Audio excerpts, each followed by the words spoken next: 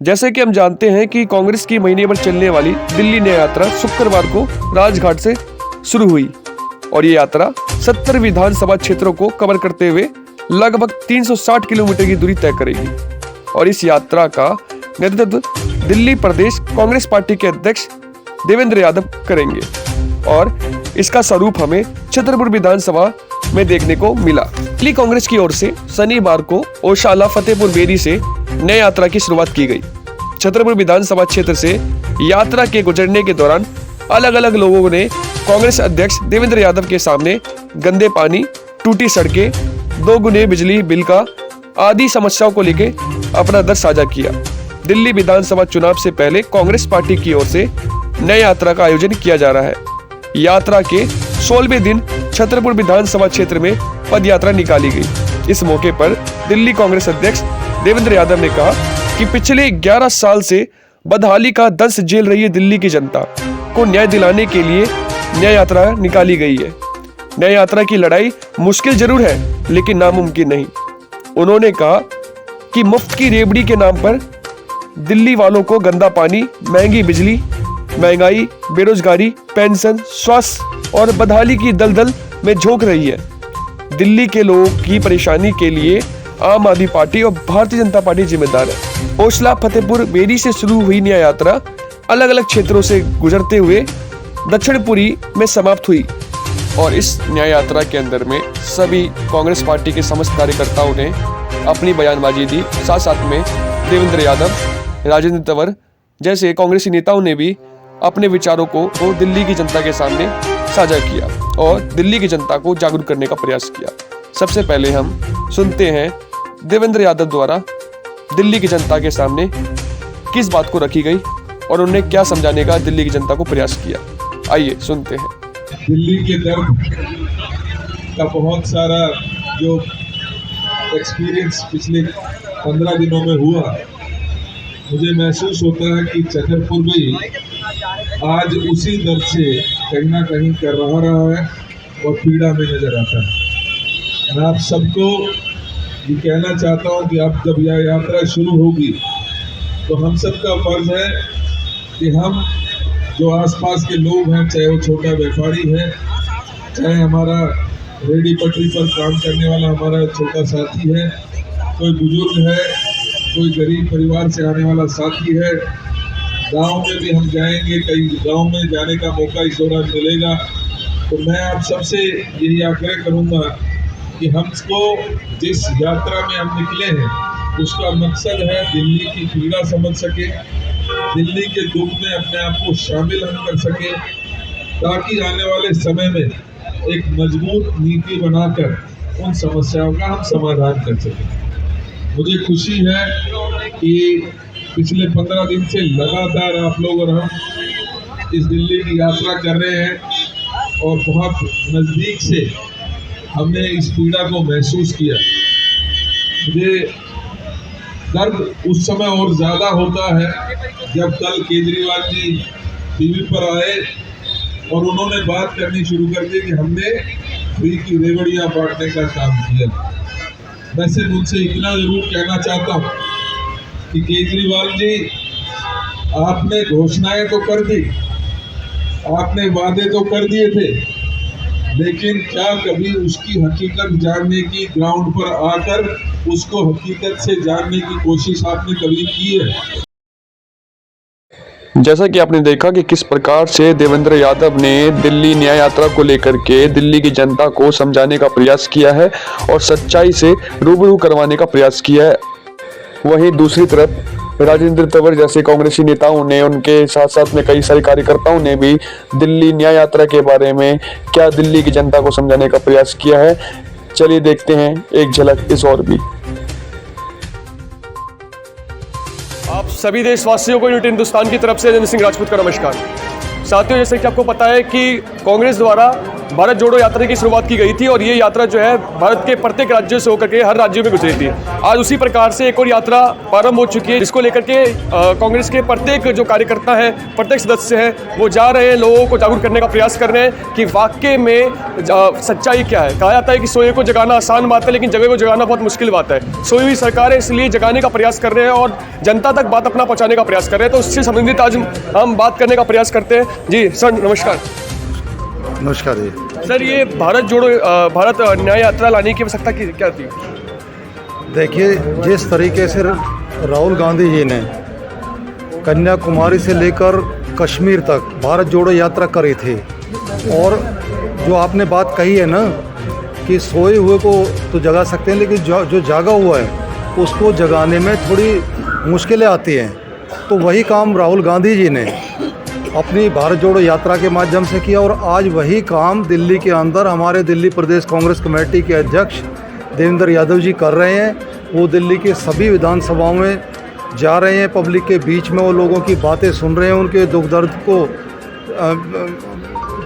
बहुत नज़दीकी से समझ रहे हैं, देख रहे हैं। और आज सच्चाई तो ये है कि देवेंद्र यादव जी दिल्ली की एक मजबूत आवाज़ बन चुके हैं, और उस आवाज़ के माध्यम से ही इस सोई हुई सरकार को जगाने का काम देवेंद्र यादव जी कर रहे हैं। सर किस किस प्रकार की चुनौतियों का सामना करना पड़ रहा है आप सभी को? जब आप कोई जब अच्छा काम करने के लिए जाते हैं तो बहुत सारी चुनौतियां हमारे सामने आती है।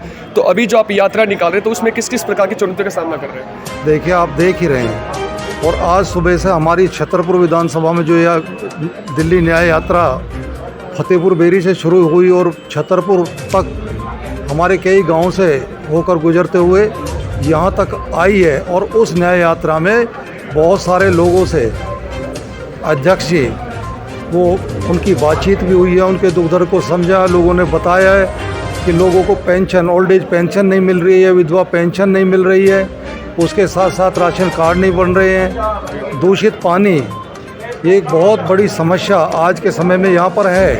पहली बात तो पानी वैसे ही बहुत कम मिल रहा है, और जो मिल भी रहा है तो बिल्कुल दूषित गंदा पानी बिल्कुल, और उस पानी को पी पी कर लोग बीमार पड़ रहे हैं। ये सब इस सरकार की देन है, और इन सब चीज़ों से निजात दिलाने के लिए ही कांग्रेस पार्टी को मैदान में, कांग्रेस पार्टी को सड़क पर उतरना पड़ा है, और लोगों के दुख दर्द को बांटने के लिए कांग्रेस पार्टी पूरे तरीके से प्रयासरत है। धन्यवाद सर। और अभी हम औरों से बात करने का प्रयास करते हैं। सर नमस्कार। नमस्कार। जिस प्रकार से कि दिल्ली के मुख्यमंत्री जो केजरीवाल जी थे, उनने पंजाब को नशा मुक्त राज्य बनाने की बात की थी, लेकिन दिल्ली के अंदर में एक पैक फ्री करने की बात की थी। कहा जाता है कि दोहरी राजनीति है। वैसे ही दिल्ली के अंदर में कहा जाए, रोटी जो हर व्यक्ति की जो बुनियादी आवश्यकता है, रोटी, कपड़ा, मकान, शिक्षा, स्वास्थ्य सेवा, पेयजल, कहीं ना कहीं इसमें गिरावट देखने को मिल रहा है, लेकिन हमसे जुमले वादे किए जाते हैं। क्या ये कथन वाकई में सत्य है? सभी दर्शकों को नमस्कार। मेरा युद्धवीर सिंह। जो आपने कहा कि भी जुमलेबाजी तो है ही। आपने देखा होगा 2013 से पहले इसने क्या वादे किए थे 49 दिन की सरकार में। उसके बाद धरातल पे तो कोई काम हुआ नहीं है। ठीक है, हवाई है, इसका प्रचार ज़्यादा है, काम तो करते नहीं। आप देखो, दिल्ली रहने लायक नहीं है। इसका जिम्मेवार कौन है? आप सांस नहीं ले सकते। पानी तो अलग, पानी तो जहरीला ही है, सांस ही आपका जहरीला है। उसके बाद शिक्षा, स्वास्थ्य है, आप ट्रैफिक की समस्या देख लो, दिल्ली में बद से बदतर है आज। तो केजरीवाल सरकार ने ये बात भी कहा था कि हमने दिल्ली की शिक्षा व्यवस्था में काफ़ी सुधारपन किया है, और हमारी सरकार ने जो किया है वो किसी सरकार ने आज तक नहीं किया। कि वाकई में सत्य है? सत्य में आपको बता दूं, अभी छतरपुर के स्कूल में चलते टीचर है ही नहीं जी। शिक्षा का सुधार तो टीचर करेंगे ना, केजरीवाल थोड़ी ना करेगा। स्कूलों में टीचर ही नहीं है। और आप ये नशा मुक्ति की बात करता, आपने देख दिया शराब घोटाले में। जी। जो मुख्यमंत्री घोटाले में जेल गया है, तो उसके ऊपर क्या विश्वास करेंगे हम? ये तो जनता भोली भाली है, उनको बहला फुसला लेता है। बाकी ये सीएम लायक आदमी नहीं है। जो आदमी जेल जा चुका भ्रष्टाचार में, और वो भी नशे के कारोबार में, तो शायद इससे घटिया मुख्यमंत्री नहीं हो सकता कोई हिंदुस्तान का। तो सर अभी केजरीवाल जी नायक की तरह आए थे। नायक मूवी तो हम सब ने देखी होगी। नायक की तरह आए थे और उनने कहा था कि मैं दिल्ली के प्रत्येक चीज़ों में सुधारपन लाऊंगा, परंतु ला नहीं पाए। ठीक है, और लोगों का कांग्रेस के प्रति पहले विश्वास नहीं था, लेकिन परंतु अब विश्वास बनते जा रहा है, क्योंकि नेता की असली पहचान वही होती है जो जनता के बीच में उतर के उसकी समस्या का समाधान करे और उसके साथ कंधे से कंधा मिला के चले। तो राहुल गांधी जी ने भी जब भारत जोड़ो यात्रा की थी तो उस समय में बहुत सारी विपक्ष पार्टियों द्वारा उनकी आलोचना की गई थी। तो आप देश की जनता को क्या कहना चाहेंगे? क्या क्या केजरीवाल जब आया क्या बन के आया? सब हमारे लोगों को बहकाया, फ्री में पानी, फ्री में बिजली, फ्री में राशन। अबे तू अपने घर से दे रहा है क्या? किस पर देश को नुकसान पड़ रहा है इसका? कौन ने नौकरी लगाया किसी आदमी को? कहीं भी कोई टीचर नहीं है, कहीं एमसीडी में जेई नहीं है, कहीं कोई स्टाफ नहीं है, क्या काम कर रहा है? सफाई व्यवस्था बिल्कुल नहीं है। जो हमारे यहाँ के एमएलए बना हुआ है 10 साल एक पैसे काम नहीं किया उसने। काम किया पैसा? क्यों नहीं काम किया उसने? एमएलए था नहीं यहाँ, कभी किसी का फ़ोन नहीं उठाए, किसी से बात नहीं की, क्या काम किया उसने? वैसे क्या मैं एमएलए हूँ, झाड़ू का एमएलए हूँ, और झाड़ू का एमएलए काम करेगा तो पैसे नहीं मिला उसने। अब जाके 6 महीने से काम छूट के ऐसा क्यों किया? क्यों बीजेपी चला गया वो? अब उसे बीजेपी से मिल रहा है। सब भ्रष्टाचारी हैं, कुछ नहीं करते कोई भी। तो यदि दिल्ली में पुनः फिर से कांग्रेस की सरकार आएगी तो क्या क्या बदलाव देखने को मिलेगा हमारे दिल्ली में? देखिए, दिल्ली में और केंद्र में दोनों जगह सिंबॉलिक सरकार हैं। सरकार के नाम पर सरकार चल रही हैं, इनको आम आदमी से कुछ लेना देना है नहीं। तो इसलिए जो आम आदमी की समस्याएं हैं उन समस्याओं को सबको जो है टेकअप करना कांग्रेस पार्टी की प्राथमिकता होगी। हाँ जी। तो सर एक प्रकार से ये कहा जाता है कि दिल्ली के स्कूलों का जो भी रिजल्ट रहा है, बात करते हैं शिक्षा व्यवस्था की, दिल्ली के स्कूलों का रिजल्ट कहा जाता है दिल्ली सरकार द्वारा कि हमेशा 90% जाता है, लेकिन अगर पिछली तरफ देखा जाए तो स्कूलों के अंदर में अध्यापक नहीं आते हैं, फिर भी वहाँ का रिजल्ट 90% कैसे जाता है? देखो, आप बोल रहे हैं स्कूल के बारे में, दिल्ली के स्कूल के बारे में, तो स्कूल में इतने गार्डियंस का कंप्लेंट है कि टीचर सही समय पे नहीं आते और स्टूडेंट्स को क्लासेस सही ढंग से नहीं देते। ऐसे तो कई कंप्लेंट अपन देखा गया, अगर अपन प्रोग्रेस देखा गया तो वो डिफरेंट थिंग है। लेकिन आप ये प्रेजेंट जो इस दिल्ली का वातावरण देखो, दिल्ली के अंदर आम आदमी पार्टी ने ये क्या कर रखा है या कुछ डेवलप करा क्या? शीला दीक्षित जब 15 साल थी तो तब क्या बच्चों के स्कूल स्टैंडर्ड नहीं थे क्या? 1 साल नहीं, 5 साल नहीं, 15 साल तक शीला दीक्षित इस दिल्ली के अंदर राज करी।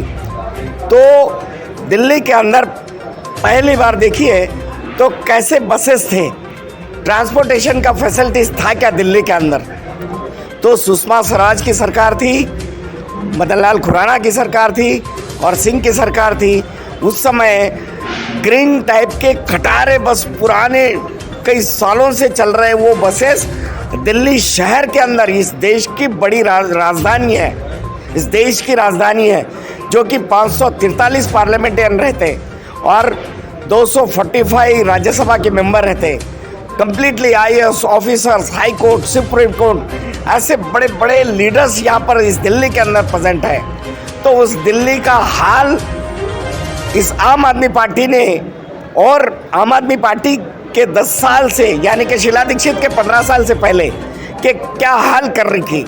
लेकिन प्रेजेंट बात ये बोलना चाहता हूँ कि इस दिल्ली के अंदर जो माहौल जो ऐसा कर रखा है केजरीवाल ने और भारतीय जनता पार्टी ने कि इस दिल्ली की जनता को बसेस फ्री दे रहे हैं और पीने के लिए पानी फ्री दे रहे हैं, ये झूठी बात है। पीने के लिए पानी फ्री दे रहे हैं। दिल्ली न्याय यात्रा का असली उद्देश्य क्या है आपकी नज़रों में?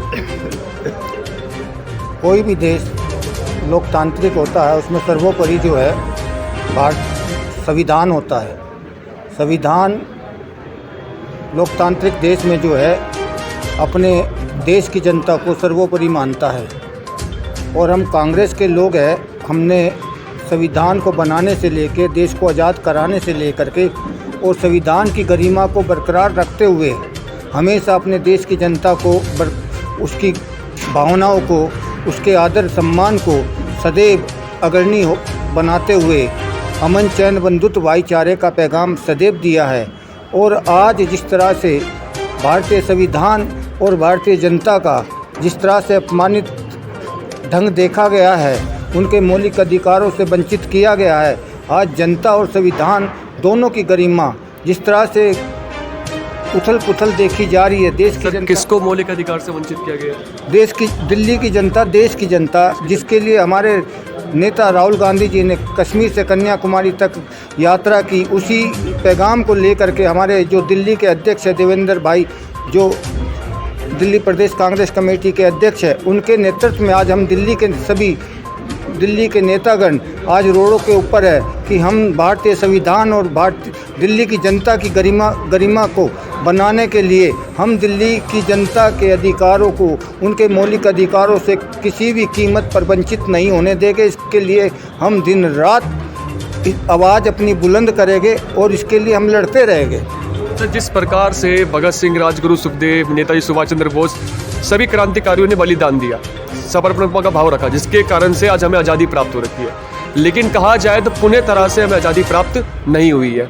हमें आज़ादी उन नेताओं से प्राप्त नहीं हुई है जिनने समाज के अंदर में ऐसी अराजकता को फैलाया है और लोगों के बीच में हीन भावना पैदा किया। तो क्या कहना चाहेंगे उस नेताओं को?